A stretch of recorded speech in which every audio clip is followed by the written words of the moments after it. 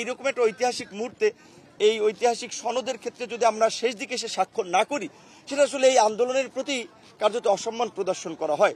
সরকারকে সহযোগিতা করার মনোভাব এবং আমাদের এই আন্দোলনের ত্যাগের প্রতি সম্মান জানিয়েই আমরা আজকে এই স্বাক্ষর করেছি।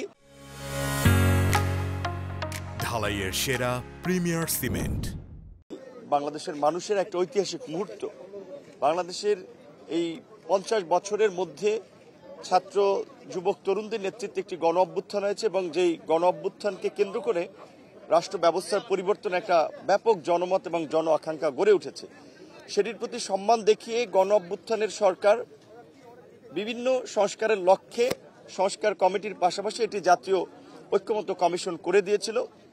তারা গণ অভ্যুত্থানের অংশীজনদের সাথে প্রায় 9 মাসের মতো দীর্ঘ আলাপ আলোচনা শেষে তারা একটি জুলাই জাতীয় সনদ প্রণয়ন করেছে, যেটি জাতীয় ঐক্যমত্যের ভিত্তিতেই প্রণীত হয়েছে। এখানে বাস্তবায়ন প্রক্রিয়া নিয়ে হয়তো রাজনৈতিক দলগুলোর কিছুটা মতভেদ ছিল।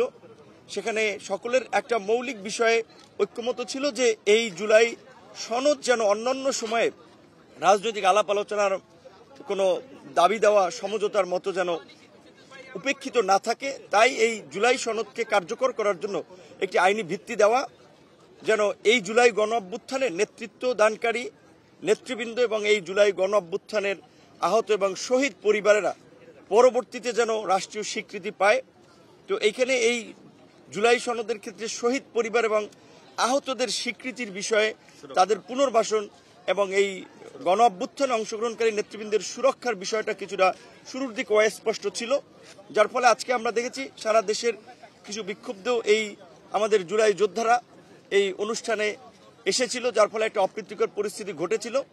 এবং ওই যে বলে দাগ থেকে অনেক সময় দারুণ কিছু হয়, তো সেই অপ্রীতিকর ঘটনা ঘটলেও সেই ঘটনার প্রেক্ষাপটেই কিন্তু সরকার শেষ দিকে এসেও জুলাই সনদ সংশোধন করে এই জুলাই যোদ্ধাদের তাদের আপনার পরিবার এবং তাদের আইনি সুরক্ষা, তাদের আপনার ক্ষতিপূরণ, শহীদ পরিবারগুলোর মর্যাদার বিষয়ে একটা ধারা যুক্ত করেছে। সেজন্য আমরা ধন্যবাদ জানাই জাতীয় ঐক্যমত্য কমিশনকে, সরকারকে এবং জুলাই সহযোদ্ধাদের প্রতি দুঃখ প্রকাশ করছি যে তারা এইভাবে আজকের দিনটাতেও আসলে তারা লাঞ্ছিত হয়েছে, অনেক হামলার শিকার হয়েছে।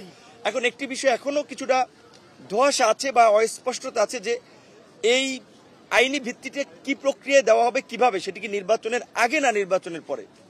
অনেকগুলো রাজনৈতিক দল এবং আন্দোলনকারী নেতৃবৃন্দের দাবি ছিল যে জাতীয় নির্বাচনের পূর্বেই একটি গণভোটের মাধ্যমে এর একটা বৈধতা প্রদান করা, এবং রাজনৈতিক দলগুলো আবার অনেকে বলেছে যে একই সাথে জাতীয় নির্বাচনের সাথে এটার একটা গণভোট করা। তো যেহেতু জাতীয় নির্বাচনের সময় বাকি আছে 4 মাস এবং দেশের বর্তমান যে পরিস্থিতি, তাতে এই মুহূর্তে আসলে জাতীয় নির্বাচন অনিবার্য এবং জাতীয় নির্বাচন জরুরি হয়ে পড়ছে।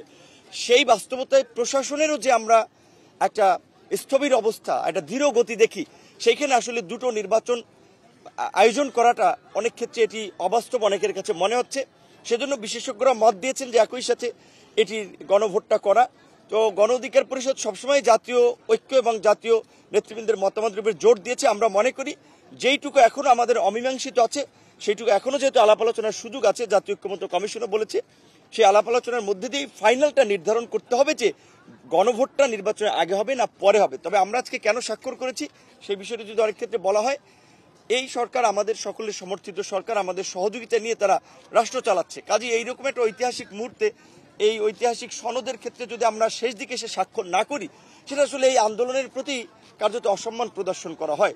সরকারকে সহযোগিতা করার মনোভাব এবং আমাদের এই আন্দোলনের ত্যাগের প্রতি সম্মান জানিয়েই আমরা আজকে এই স্বাক্ষর করেছি।